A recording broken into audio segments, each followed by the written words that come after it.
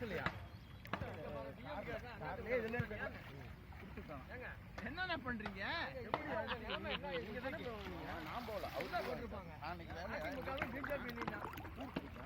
ஒரு கட்சியானு கேட்கறாரு உங்க நான் கேட்கறேன். நான் வாங்கிட்டு வந்தேன். நல்ல சூப்பரா இருக்குங்க. இங்க இருக்கிற கிழங்கா கிடையாது.